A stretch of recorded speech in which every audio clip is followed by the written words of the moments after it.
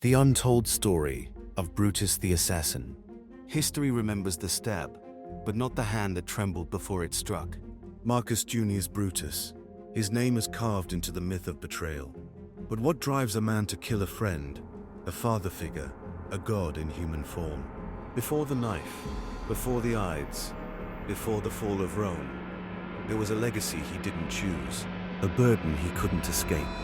This isn't a story of treachery. It's the story of a man crushed by destiny and the impossible choice between love and the Republic. You're watching Chapters in History. Subscribe to the channel and join us as we uncover the untold stories of the ancient world, where myth, power, and humanity collide. Chapter 1. The Weight of Ancestry. March 15th, 44 BCE. 23 knife wounds ended Julius Caesar's life. But history remembers only one name among the assassins: Marcus Junius Brutus. Shakespeare made him noble. History called him traitor.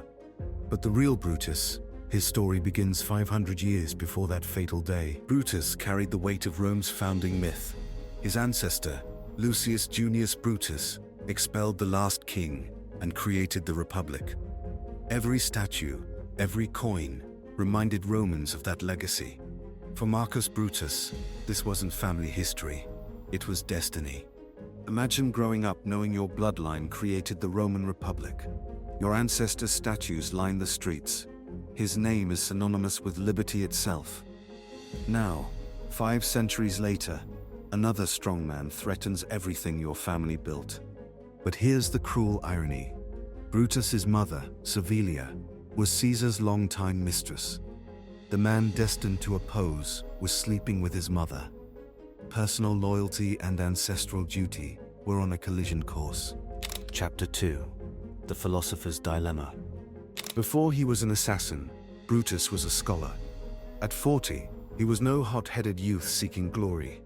He wrote philosophical treatises, corresponded with Cicero about ethics, and genuinely believed in republican principles. Ancient sources describe Brutus as gentle, contemplative, someone who preferred books to battles. He wasn't violent by nature. What drove a philosopher to murder was philosophical conviction, not personal ambition. For months, Brutus wrestled with an impossible choice. Letters show him torn between personal loyalty to Caesar, who had advanced his career and forgiven past opposition, and his duty to the Republic. Caesar was becoming king in all but name, accepting divine honors, planning permanent autocracy. The philosopher in Brutus saw this clearly. Caesar was destroying the constitution, but the man in Brutus loved Caesar like a father. Chapter 3. The conspiracy chooses its hero. Here's what most don't know. Brutus didn't lead the conspiracy. He wasn't even an original member. The plot was already forming around Cassius and others when they came to him. And the conspirators needed Brutus desperately. His name, his reputation, his philosophical credentials. He was the one man who could make assassination look like liberation rather than murder. They used psychological warfare. Anonymous notes appeared on his chair. "You are sleeping, Brutus. You are no true Brutus." They played on his deepest insecurities, his sense of inherited duty. Evidence suggests Brutus was reluctant until the very end. Some sources hint he hoped Caesar might step down voluntarily, restore the Republic peacefully. But Caesar was planning to leave Rome for years-long military campaigns in Parthia. The conspirators felt time running out. Chapter 4. The Ides of March. March 15th, 44 BCE. The Senate met not in their usual house. It was being renovated, but in Pompey's theater, beside a statue of Caesar's former rival. The irony wasn't lost on anyone. Caesar almost stayed home. His wife Calpurnia had nightmares. Augurs read bad omens. Multiple sources warned him, but Decimus Brutus, a different Brutus, one of the conspirators, convinced him to attend. When the moment came, Marcus Brutus hesitated. According to Plutarch, he stood frozen as others began stabbing Caesar. He only joined at the end, both as if obligated rather than driven. Caesar's famous last words, et tu, brute. That's Shakespeare, not history. Ancient sources record his actual words in Greek. Kai su, teknon, and then all. You too, my child. Not surprise at betrayal, but heartbreak at who was betraying him. Chapter 5. When Idealism Meets Reality. Within hours of Caesar's death, it became clear the assassination had solved nothing. The conspirators had no plan for afterward. They seemed to believe that killing Caesar would magically restore the Republic. Mark Antony seized the initiative immediately. His funeral oration turned the Roman people against the assassins. Suddenly, Brutus and his allies weren't liberators. They were murderers who'd killed Rome's beloved leader. Brutus tried giving speeches, explaining their noble motives, but he was a philosopher addressing a mob that loved Caesar. Even worse, Caesar had legally adopted Octavian as heir. The conspirators hadn't killed a tyrant. They'd created a martyr and handed power to Rome's future first emperor. The idealistic assassination meant to save the Republic had instead guaranteed its destruction. Chapter 6. The Final Battle. October 42 BCE. 2 years after Caesar's death, the final battle of the Roman Republic was fought at Philippi. It wasn't just Brutus's last stand. It was the death of everything he'd tried to save. Philippi was actually 2 battles. In the first, Brutus defeated Octavian, while Cassius lost to Antony. But Cassius, thinking all was lost, committed suicide. Brutus had won his battle, but lost half his army. The second battle 3 weeks later was the end. Facing capture and certain execution, Brutus chose the Roman way out.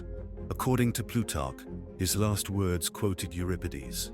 "Wretched virtue, you were but a word, and yet I worshipped you as real indeed." Even dying, he remained a philosopher, questioning whether honor and virtue were just illusions. Chapter 7. The Great Irony. Here's the ultimate tragedy. Brutus may have been right about Caesar, but wrong about the solution. Modern historians agree Caesar was moving toward permanent autocracy. His acceptance of divine honors, manipulation of officers, plans for endless campaigns. Brutus wasn't paranoid. But killing Caesar didn't solve the underlying problem. The Roman Republic was dying anyway, not because of one man's ambition, but because the system couldn't handle governing a vast empire. The Republic was designed for a city-state, not a Mediterranean empire. The problems that enabled Caesar's rise, commanders with personal armies, massive inequality, urban mobs, none disappeared with his death. In fact, by killing Caesar, Brutus made imperial rule inevitable. The chaos convinced many Romans that strongman rule was better than republican chaos. Augustus succeeded where Caesar failed, not despite the assassination, but because of it. Chapter 8. The Eternal Question. Was Brutus hero or villain? Patriot or traitor? The answer depends on who's asking. Medieval Christians saw him as betrayer. Renaissance Republicans called him freedom fighter. American founders invoked his name. Even John Wilkes Booth shouted Brutus's supposed words after shooting Lincoln. Each generation remakes Brutus in its own image. The fascinating thing is, we're still debating his legacy 2,000 years later. Maybe that's his real success. Not in saving the Republic, but in embodying eternal questions about loyalty, principle, and moral action. The untold story of Brutus isn't really about ancient Rome. It's about the tension between idealism and reality, between personal loyalty and abstract principle. Brutus was a deeply flawed human, trying to do right in an impossible situation. His most human quality was failure. He sacrificed everything for his principles and achieved nothing he wanted. The Republic died. Caesar became a god. Brutus became a cautionary tale. But perhaps that's exactly what makes his story worth telling. In our world of simple narratives and absolute certainties, Brutus reminds us that real moral choices are never easy. Good intentions don't guarantee good outcomes, and sometimes the most principled action is also the most tragic. Marcus Junius Brutus died believing he was a failure. History has spent 2 millennia trying to decide if he was right. Maybe the fact we're still debating means he succeeded in ways he never imagined. Not as liberator of Rome, but as eternal symbol of conscience colliding with loyalty, idealism meeting reality, and the weight of history falling on one man's shoulders.